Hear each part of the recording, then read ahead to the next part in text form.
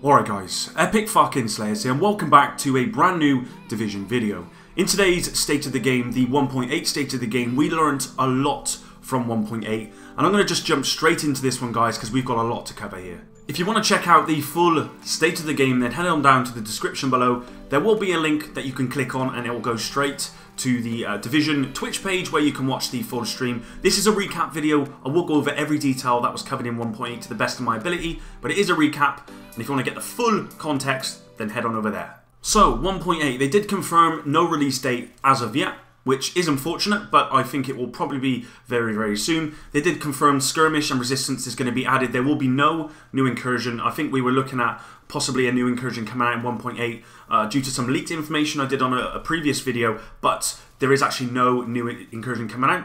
There is a new story narrative which includes new audio logs and a continuation and exploration of the story in its current form, which is really good to hear. We knew that this would be coming in 1.8, but it's good to hear that they're actually putting some effort into the story. I think what a lot of people want is some sort of extra story, so it's yeah, it's really good to see that. I hope they actually do put quite a lot into that, and I hope it's not just sort of one bit of story narrative and one mission, so we'll have to just wait and see. They have advised that hipfire is going to be reworked. They've said that the reticle is going to be removed to encourage more tactical gunplay. So for anyone using, basically using hipfire, then it's really going to be completely redundant and pointless in the 1.8 meta. I know a lot of you guys actually want to go back to the hipfire as it was, but they are going the opposite direction. They want to make it more tactical, more aiming down sights. And I'm pretty happy that I never actually hipfire myself anyway. They have mentioned about the rogue system being reworked, and they're basically going to make it more rewarding for rogues and for the rogue hunters. There are some extensive changes apparently, and they are going to address that in another State of the Game. So that's something I'm really looking forward to and something I'm definitely going to be covering on this channel. I would like to hear your feedback, guys, in the comments below on what you want from the new rogue system. That'll be good to hear from you guys about.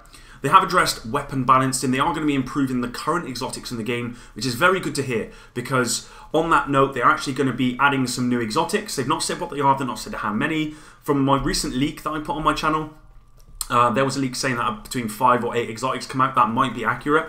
And it's good to see that instead of just adding new exotics, they are going to rework the old ones, because there are a couple of the old exotics that actually need to be reworked or improved. So that's really, really cool. What they've said about weapon balancing is they are going to rework the weapon talents, and they are going to go for percentage bonuses instead of flat numbers, which again is really, really good. If you've got gloves, for example, at the moment, if you want SMG damage or assault rifle damage, then it's all done on flat numbers as opposed to a percentage, which doesn't really work, to be honest. It gives an advantage to sort of SMGs and ARs as opposed to, you know, your LMGs. So that's really, really good. And they're actually going to improve the damage capabilities for LMGs. I would say that one LMG in particular is really good at the moment still, and that's the MG5 due to its high magazine rate of fire, which is really good. Apart from that, there's no other LMGs which are viable for PvP. In PvE, most LMGs are viable. So I think this really is addressed more at the PvP side rather than the PvE. So they have expressed 3 new locations for the skirmish, which is the new PvP mode. If you don't know about that, then go and check out my video from yesterday where I go over some details regarding skirmish. So the 3 new locations are Intrepid, the piers, the shipping containers and such, and then you've also got subterranean, which is a bit further north. Intrepid was actually the name of the incursion which the leak said would be coming out, so maybe that is some of the... It does make sense now that we're going to be getting that as part of the skirmish, that we are going to be getting an incursion at some point for that, maybe 1.9, maybe later. I don't know. I don't even know if they're doing a 1.9, but they may actually include it later down the line. We'll wait to see. They have confirmed no zombies, guys, so for anyone out there who thought there might be zombies coming, then there won't be, and I'm not that bothered about that. I'm sure a lot of you guys aren't either. They haven't confirmed that DivTech will be available in the west side pier, and you will have to use this for optimization of the gear, and it is an alternative to the DC farm runs, because at the moment for me I've got no DivTech and I can't be asked to go into the DZ to get DivTech, so actually you'll be able to go here on the west side pier and actually get some. It's kind of turned into that sort of PvE mode, that PvE DZ LZ mode, which I know a lot of people have been asking for, where you can just go in the LZ and get all the stuff you would get from the DZ, but just in the LZ, of course. So yeah, we'll have to see about that. They have confirmed special assignments for the west side pier area, which updates every 15 to 20 minutes. They've got smaller sub-goals, and it basically pushes you to play differently. They'll obviously have different stuff in there, and there'll actually be a new gear cache, west side pier gear cache, which again is very, very good. They've mentioned events as well in 1.8. You are receiving an alert that AI are attacking a certain location. And you basically have to go over there and defend a point. Whatever it asks you to do, you have to do that. You can get 3 to 5 minutes sort of in length, depending on what is required from you.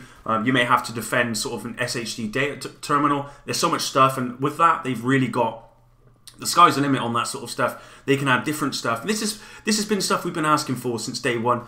It's taken them a very long time to get round to, but I think this update really is going to be massive. As you can tell, the biggest update so far for the Division, and there's a lot coming to it. So there's 2 new zones within the West Side Pier.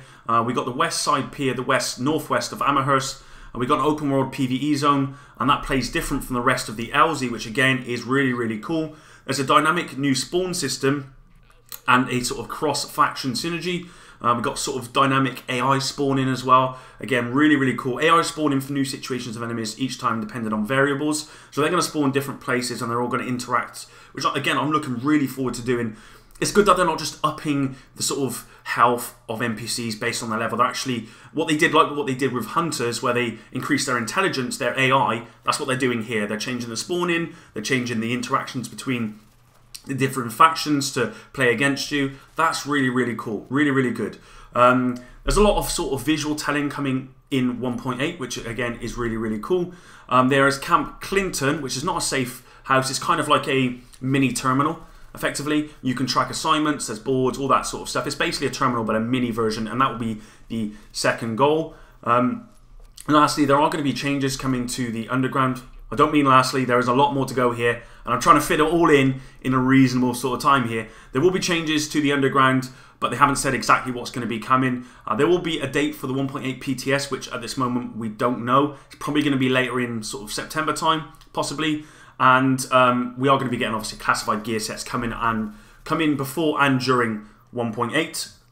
So let's talk about Resistance and the Intrepid. Resistance takes you within the belly of the Intrepid, which again is that new area, which is really cool, and again could well be an incursion at the end of it. It's kind of a horde mode where it's just waves and waves of endless enemies. They have confirmed it's endless enemies from all factions. It can be for casual people or for hardcore, and basically it will scale on group size from solo up to 4 players. I'm looking forward to actually going that with a group, and I'm also looking forward to going that on a on my own and just seeing how good I can do. We'll have to see.